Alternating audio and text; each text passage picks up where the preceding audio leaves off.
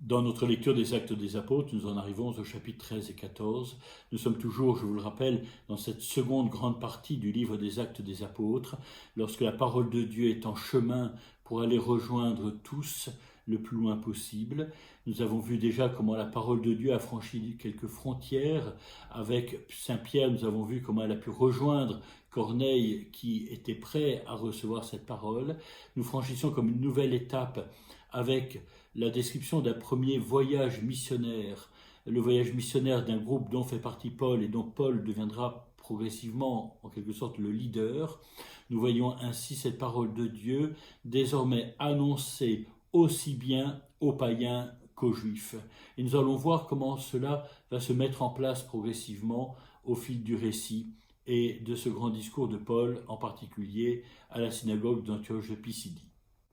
Ces chapitres 13 et 14 présentent quelques caractéristiques que je vous énonce avant que nous passions à la lecture de ces textes, ou au moins d'un certain nombre d'entre eux.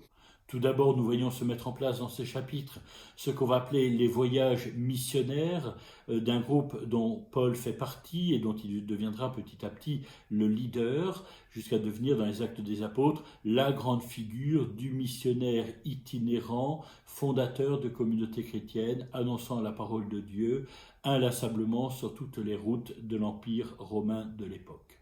Et s'il faudra attendre la fin des Actes des Apôtres pour que Saint Luc nous rapporte les péripéties de tels voyages, n'oublions pas qu'à chaque fois que nous est donnée une formule d'itinéraire, même très sobre, il y a derrière cela des épreuves, des fatigues, des difficultés rencontrées par ceux qui sont en chemin, qui donnent toute leur vie de cette manière-là déjà pour aller porter la parole de Dieu le plus loin possible.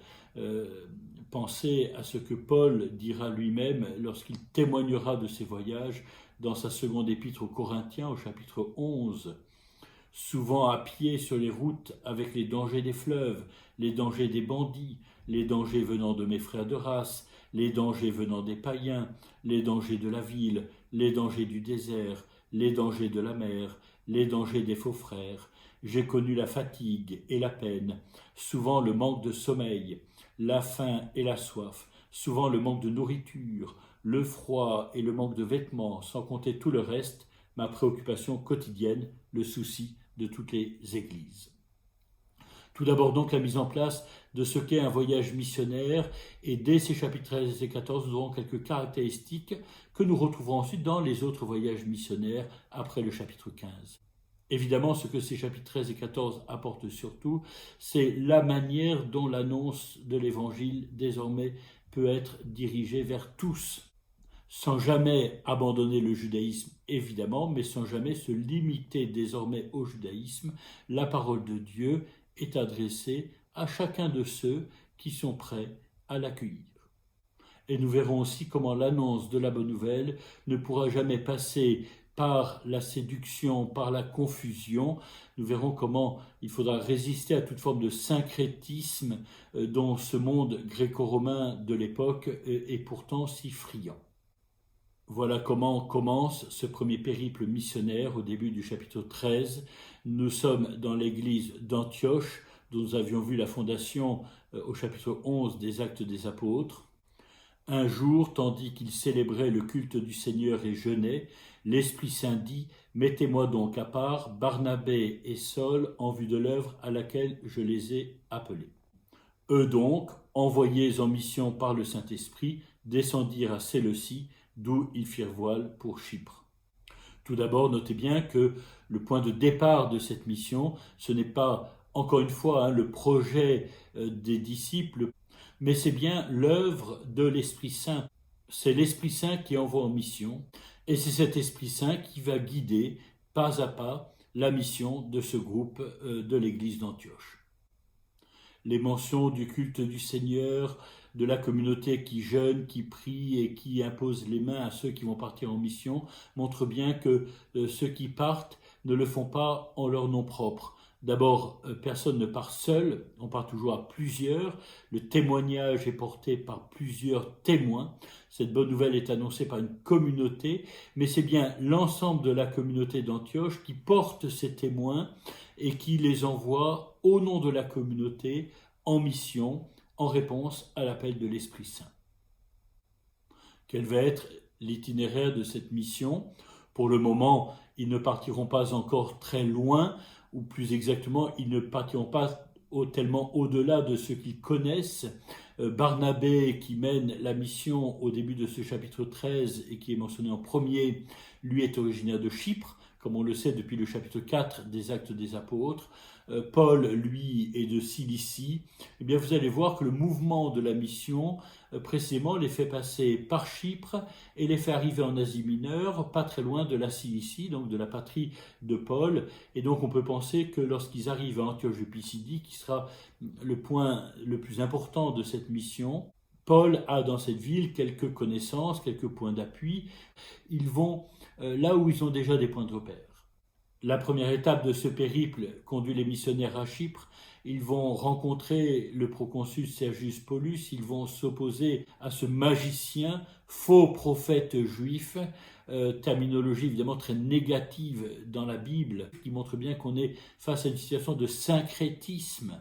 Le syncrétisme, je vous rappelle, c'est la confusion dans le domaine religieux. On a l'impression que toutes les traditions religieuses pourraient se valoir et on pourrait passer de l'une à l'autre. Eh bien, il ne peut pas en être ainsi pour l'annonce de l'Évangile. C'est ce qui est mis en valeur dans cette première halte à Chypre. Mais je voudrais m'arrêter surtout sur le cœur de ce voyage, qui est la grande étape à Antioche de Pisidie. Alors, il y a plusieurs villes dans l'Empire gréco-romain qui portent le nom d'Antioche, de ce souverain grec qui a eu beaucoup d'importance. Il y a eu Antioche de Syrie, d'où le groupe est parti. Et là, nous arrivons à un autre Antioche, une ville aussi importante, surtout en Pisidie, donc en Asie mineure. Je vous le dis, pas très loin de la Cilicie et donc de Tarse. Et c'est dans cette grande ville qui est une sorte de carrefour pour l'Asie mineure que Paul et ses compagnons arrivent. Et alors, le jour du sabbat, ils entrent dans la synagogue et Paul va être invité à prendre la parole.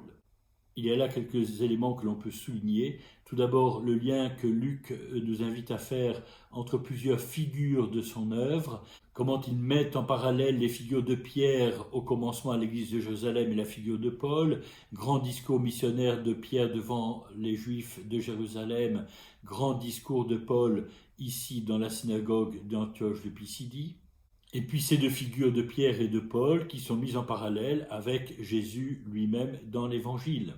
Et si Jésus a commencé son ministère à la synagogue de Nazareth en précisant que la parole qu'il vient de proclamer s'accomplit sous le regard de ceux qui l'écoutent, eh bien ici véritablement Paul commence sa mission également par une synagogue et par une prise de parole dans la synagogue qui va être l'occasion de montrer également comment l'ensemble des Écritures est accompli dans la personne de Jésus et comment il leur annonce cet accomplissement.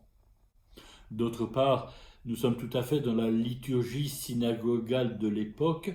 Je vous rappelle que dans le judaïsme du 1er siècle, il n'y a qu'un temple qui est à Jérusalem, seul lieu de sacrifice.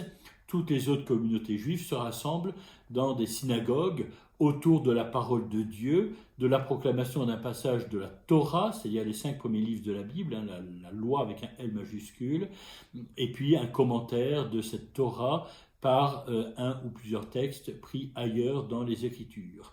Et il y a ensuite une homélie qui vient actualiser cette parole de Dieu qui a été reçue par tous.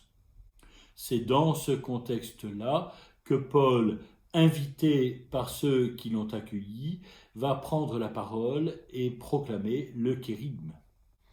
Il faut préciser aussi que nous avons là le seul grand discours missionnaire de Paul adressé au judaïsme dans les Actes des Apôtres.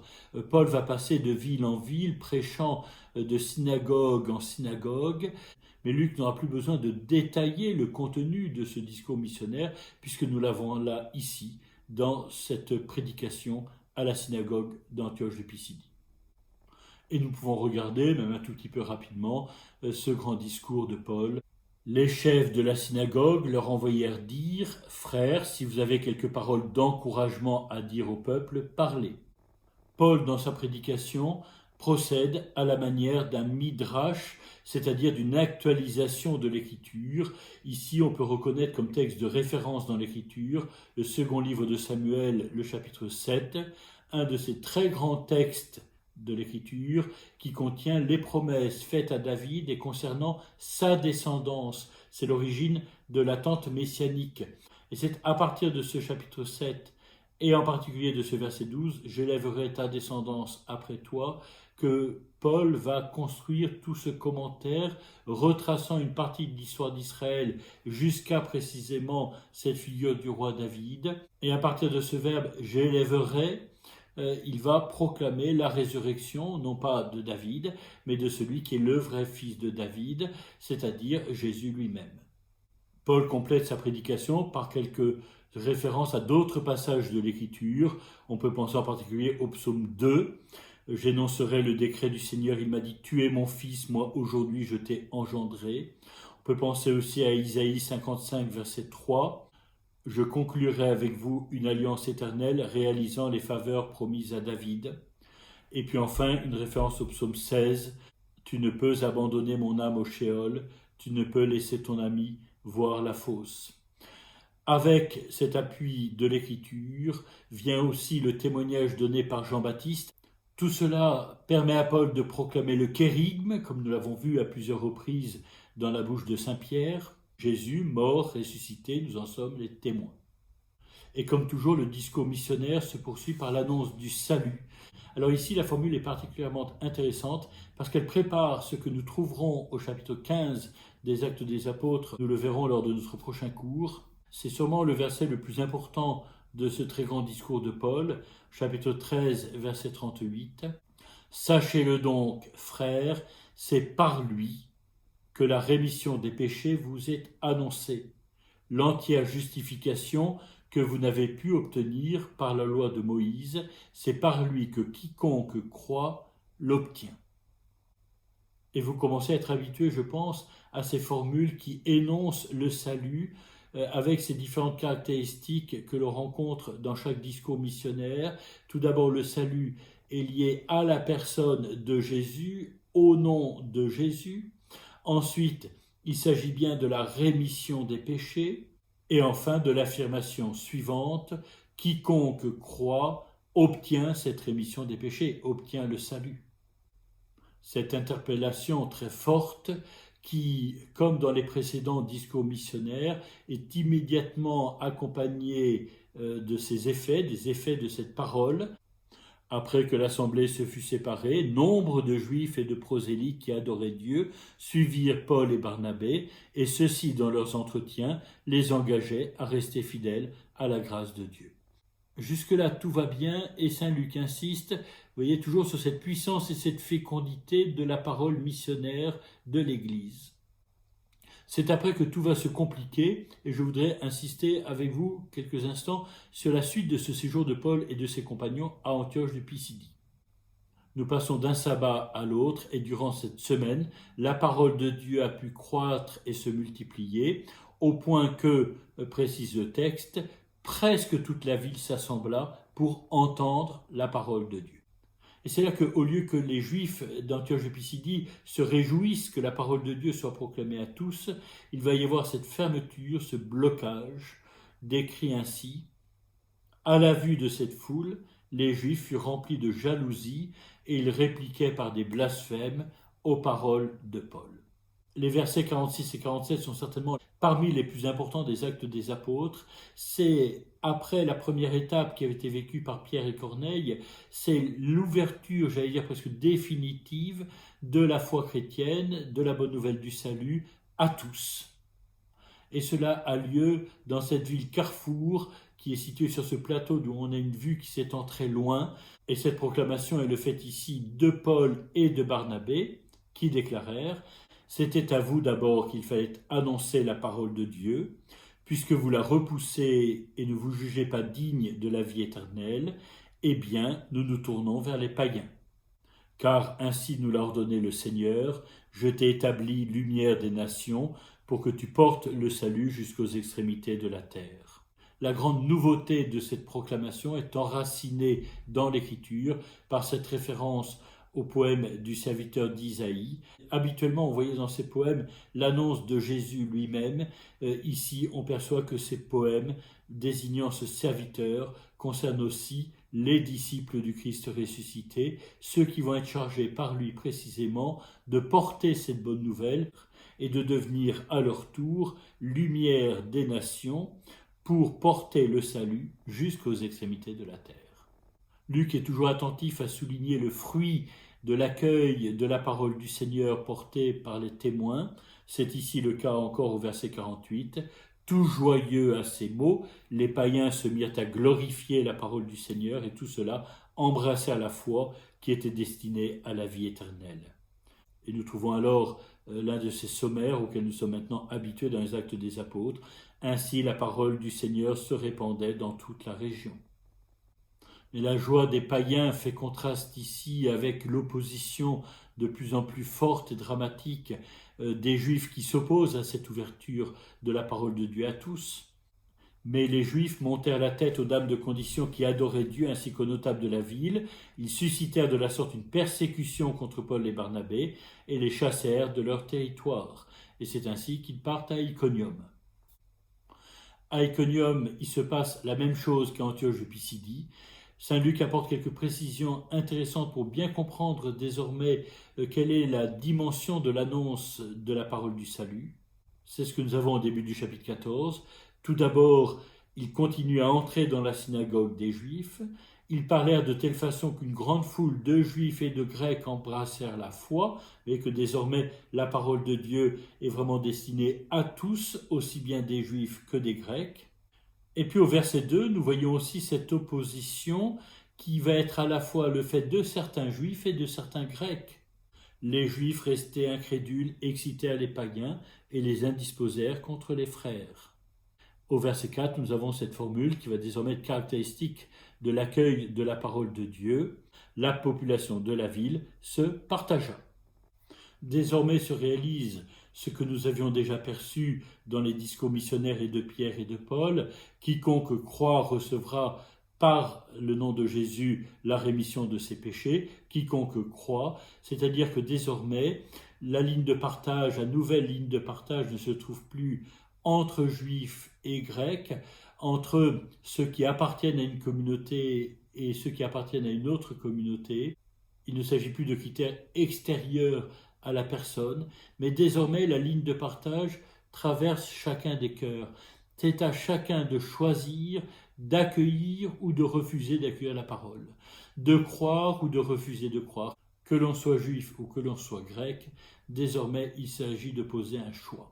Et le dernier élément que nous pouvons apporter ici, c'est que la parole de Dieu ne laisse jamais indifférent. Elle peut provoquer le salut et permettre à ceux qui accueillent la parole d'être sauvés, mais pour ceux qui la refusent, la parole de Dieu va susciter des réactions très vives d'opposition, de persécution, qui vont jusqu'à la volonté de mettre à mort celui qui porte la parole. C'est ce que nous voyons ici dans ce séjour des disciples à Iconium. Chez les païens et les juifs, leurs chefs en tête, on se préparait à les maltraiter et à les lapider. Et comme déjà au moment du martyre d'Étienne et de la persécution dirigée contre l'église de Jérusalem, ici il va en être de même, cette persécution contre les disciples va les conduire à partir annoncer la bonne nouvelle ailleurs. En l'occurrence en Lycaonie, en particulier à Lystre, et c'est le dernier tableau que je vous propose de travailler ensemble aujourd'hui. Il y avait là assis un homme perclus des pieds, impotent de naissance, qui n'avait jamais marché. Il écouta Paul discourir, celui-ci, arrêtant sur lui son regard et voyant qu'il avait la foi pour être guéri, dit d'une voix forte, « Lève-toi, tiens-toi droit sur tes pieds. » Il se dressa d'un bond, il marchait. Voilà ce miracle qui, évidemment, je pense que vous l'avez bien en tête, rappelle le miracle de la guérison de l'infirme de la Belle Porte au chapitre 3 des Actes des Apôtres, qui était le fait de Pierre et de Jean. Ce qui se joue dans ce récit de l'annonce de l'Évangile à Lystre, c'est un choix radical qui sera valable pour toute l'évangélisation, le refus du syncrétisme d'abord et le choix de l'inculturation ensuite. Et c'est toute la différence entre le syncrétisme et l'inculturation qui est comme présentée en quelques mots dans les conséquences de ce miracle de la guérison de cet infirme de naissance.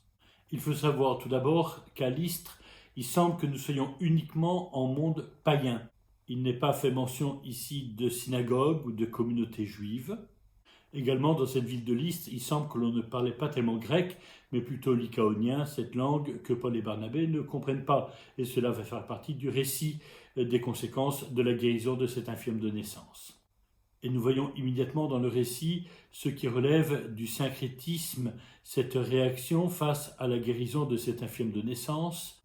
À la vue de ce que Paul venait de faire, la foule s'écria en lycaonien « Les dieux, sous forme humaine, sont descendus parmi nous. » Ils appelaient Barnabé Zeus et Paul Hermès, puisque c'était lui qui portait la parole. Pour bien comprendre cette réaction, il faut avoir en mémoire les traditions locales, et en particulier ce qui est rapporté par Ovide dans les Métamorphoses. Zeus et Hermès avaient décidé de visiter incognito la région de Phrygie, proche de Lystre, pour voir comment ils seraient accueillis. Personne n'accepta de les recevoir, à l'exception d'un vieux couple, Philémon et Baucis, qui partagèrent leurs maigres ressources avec ces visiteurs et qui, en récompense, ont été comblés ensuite de tous les biens. Et dans l'Odyssée, nous trouvons cette formule « Les dieux prennent les traits de lointains étrangers et sous toutes les formes s'en vont de ville en ville inspecter les vertus des humains et leurs crimes. » Vous voyez bien qu'ici, Paul et Barnabé sont pris précisément pour Hermès et Zeus. Et c'est la raison pour laquelle, comme le dit le récit, les prêtres du Zeus de devant la ville amenèrent au portail des taureaux ornés de guirlandes et ils se disposaient de concert avec la foule à offrir un sacrifice. La réaction de Barnabé et Paul ferme définitivement la voie à toute tentation de syncrétisme pour l'annonce de l'Évangile. Ils déchirèrent leurs vêtements et se précipitèrent vers la foule en disant « Amis, que faites-vous là ?» Et la formule suivante est celle que nous avions vue déjà dans la bouche de saint Pierre « Nous aussi, nous sommes des hommes, soumis au même sort que vous. » Voilà ce refus du syncrétisme, mais qui va s'accompagner d'une proclamation de l'Évangile adaptée à ce qu'est cette population de Lystre, qui, par le fait de ce temple du Zeus de devant les murs, semblait accorder beaucoup d'importance à la vénération de divinités capables de fertiliser le sol. Et ce à quoi nous assistons dans cette prise de parole de Barnabé et Paul, c'est à une première expression de l'inculturation de l'annonce de la bonne nouvelle du salut, c'est-à-dire être capable d'annoncer l'évangile du Christ dans la langue, mais surtout dans la culture des personnes à qui on s'adresse. C'est exactement le cas ici. Il s'agit de vous tourner vers le Dieu vivant qui a fait le ciel, la terre, la mer et tout ce qui s'y trouve. Et un peu plus loin, ce Dieu n'a pas manqué pour autant de se rendre témoignage par ses bienfaits, vous dispensant du ciel pluie et saison fertile, rassasiant vos cœurs de nourriture et de félicité. Vous voyez comment désormais ce n'est plus à Zeus hors les murs qu'il faut rendre un culte, mais bien au Seigneur qui est la source de tout don et de toute vie. Il est temps de conclure sur ces chapitres 13 et 14 par quelques formules que nous trouvons à la fin du chapitre 14. D'abord, l'évangélisation de Lystre se termine par la lapidation de saint Paul. On lapida Paul et on le traîna hors de la ville, le croyant mort. Et cela va conduire à une remarque qui est valable pour toute annonce de l'évangile. Il nous faut passer par bien des tribulations pour entrer dans le royaume de Dieu.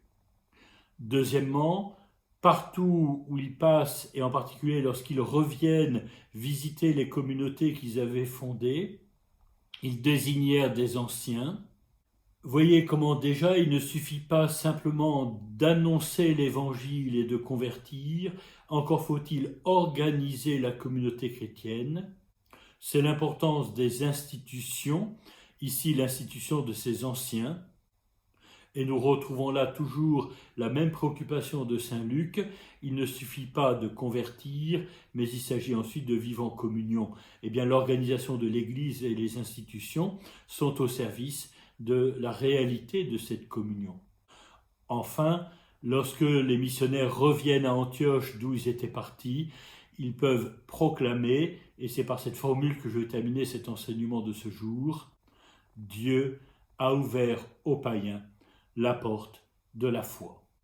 Dans notre prochain enseignement, nous travaillerons le chapitre 15, où il ne s'agit plus simplement d'ouvrir la porte de la foi aux païens, mais bien de voir comment tous les chrétiens pourront vivre en communion les uns avec les autres.